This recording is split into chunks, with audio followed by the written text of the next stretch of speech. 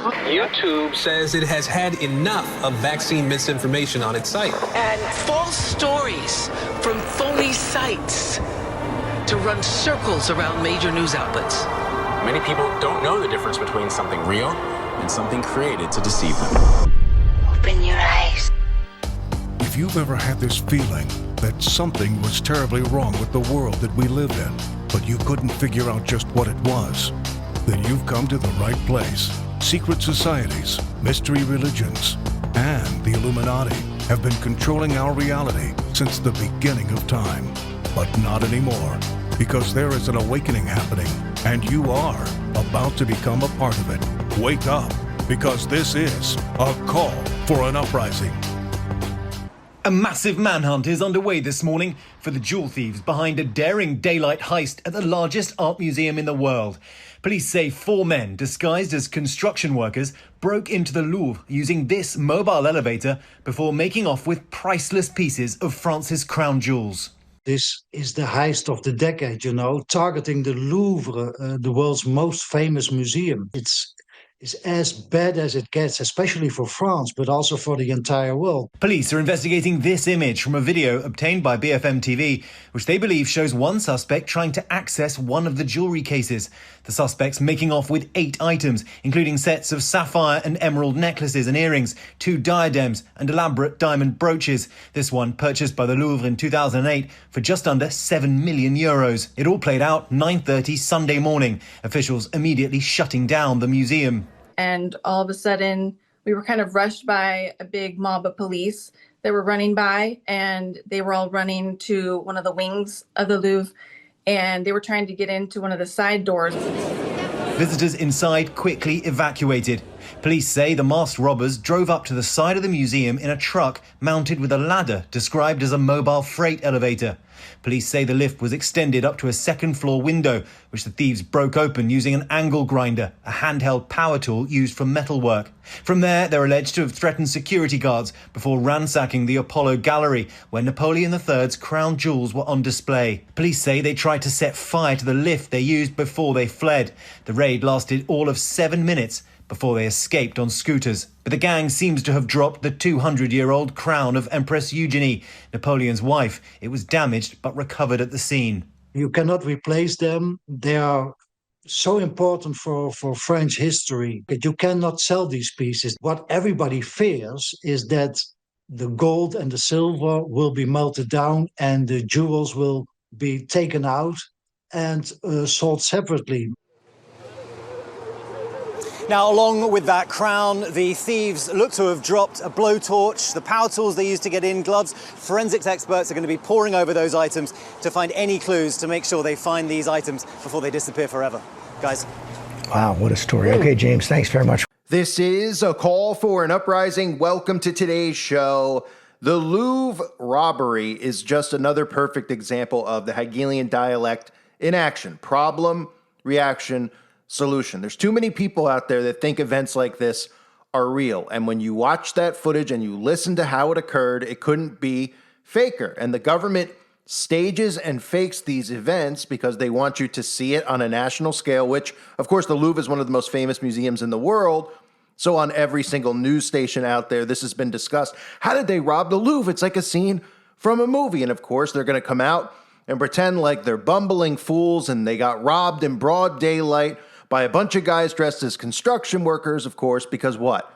Because our surveillance isn't strong enough, because our security isn't strong enough. And that's how problem, reaction, solution works. And there's multiple things going on here that I want to talk about. Now, obviously, the whole narrative here is like this is a theme out of a movie, a scene out of a movie. Everybody's fascinated by it because they immediately think of movies like Ocean 11, Casino Heists, or the Thomas Crown Affair, where the plot is actually robbing an actual museum. There's tons of books, there's tons of movies about museum robberies. And in fact, the Louvre itself has been used in many films. It's not a coincidence that the Louvre was used in the Da Vinci Code, a film about the Holy Grail, and of course, giving this notion of Mary Magdalene's bloodline. And it revolved around what? Secret societies like the Opus Dei, which I recently talked about with Peter Thiel. Now, this isn't the first psyop that's occurred at the Louvre. I talked earlier this summer about how the Louvre was getting shut down because one of the big psyops the governments are playing around the world right now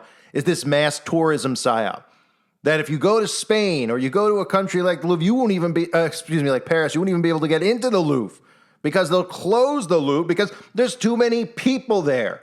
So now they're shutting down places like the Louvre. You go to Spain, you have protesters who are spending their days throwing batteries and things and spraying people with super soakers because they don't want you in their country. These are all government psyops. And of course, we know one of the main initiatives here in the New World Order is they don't want you to travel, kind of like in 2020 during the pandemic, where they really didn't want you to travel. In fact, they wanted you to stay locked and quarantined in your home. And of course, your home now serves as that surveillance prison because we've all brought this technology like Amazon Echoes and Alexas and smart televisions and smart refrigerators and cell phones, and all these devices are recording us. So we're under full surveillance in our home. And really for them, it's the best place that we could possibly be. Now, the Louvre, again, is another one of those big monuments where, it couldn't be more obvious, right? It's a gigantic pyramid. And for those that don't know, it has 666 glass panes. Now, people out there will say, well, that's not true. It's not 666, as if they've gone and counted it themselves, because there's propaganda out there that tries to say that there aren't 666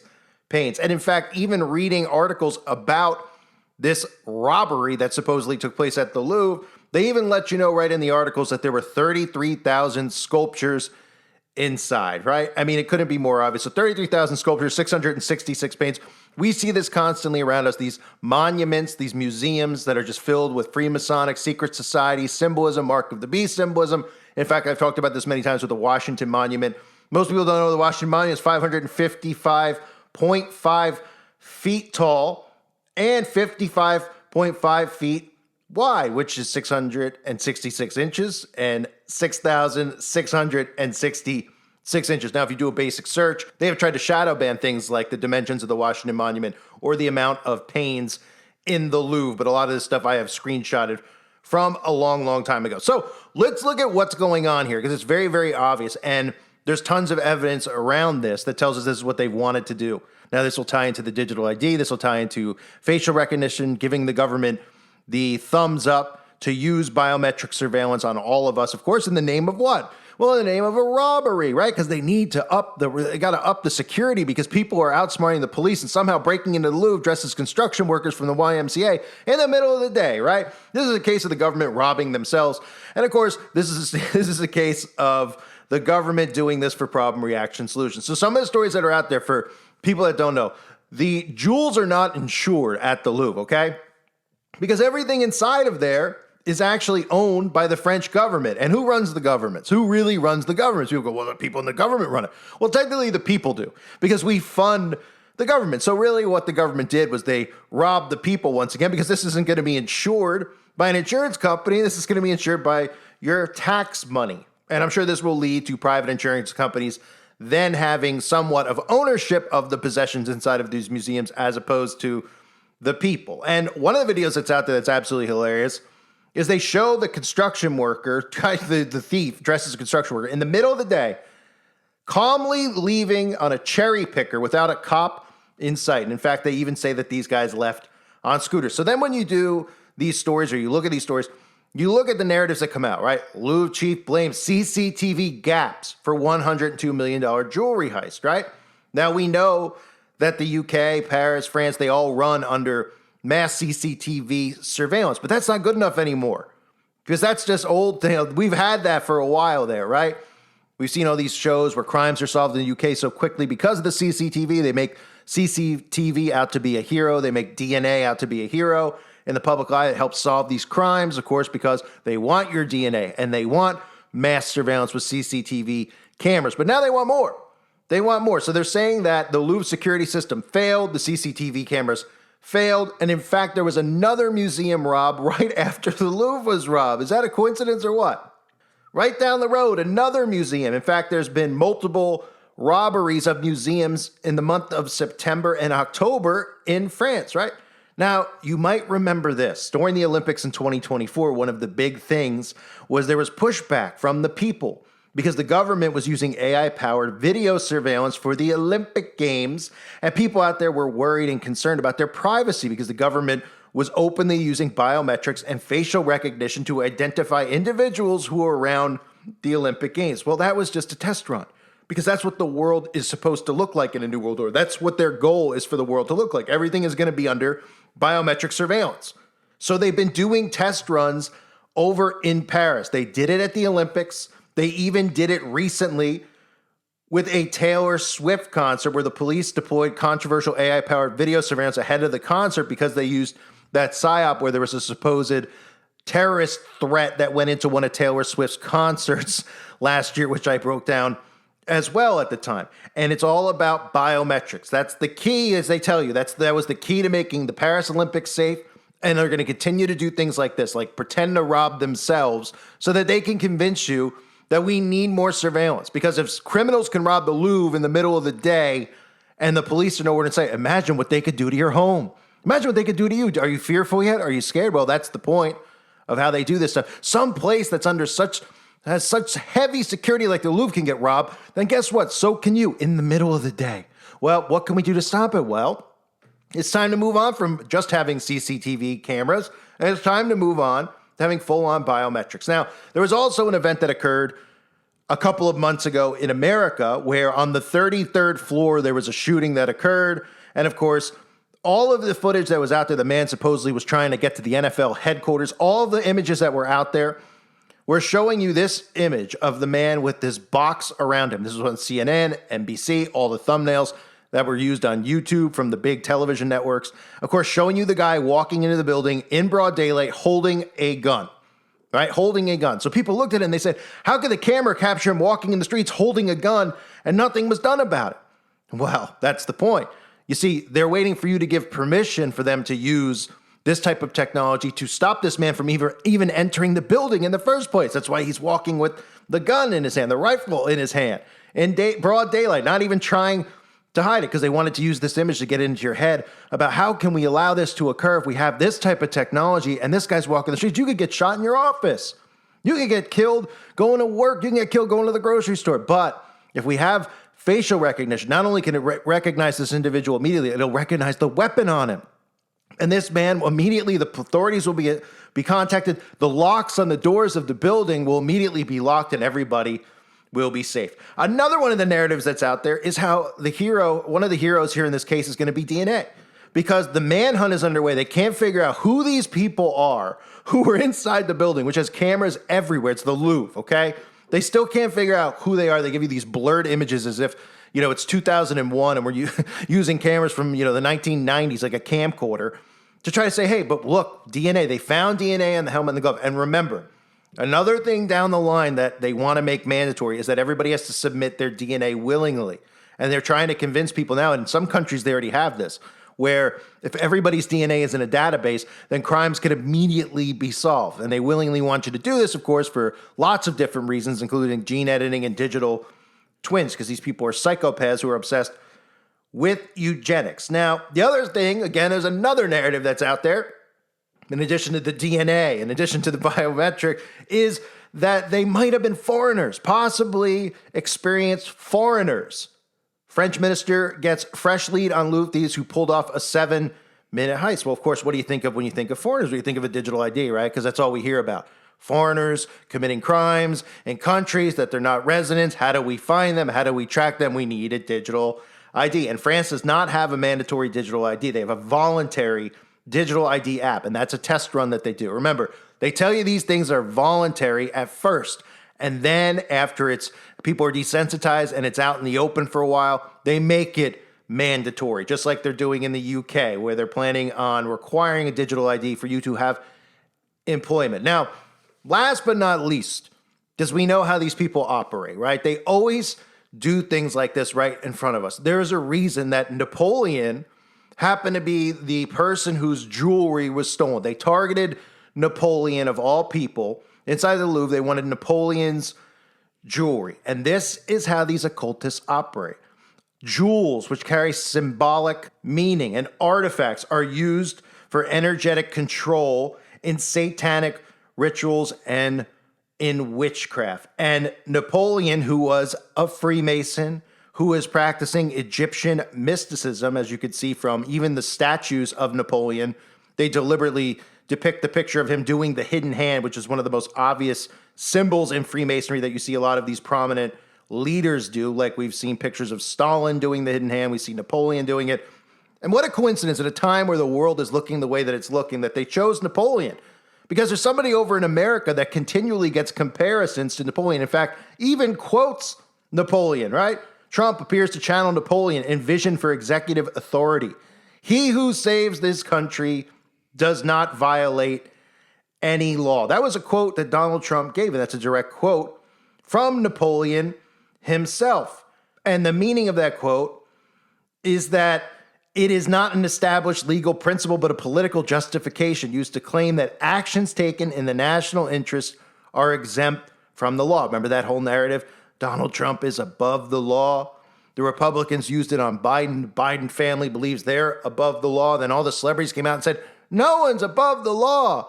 Except, of course, these bloodlines, they're all above any and all laws that actually exist. So, coincidentally, the man who's quoting Napoleon compared to Napoleon, and of course, what type of government did Napoleon run?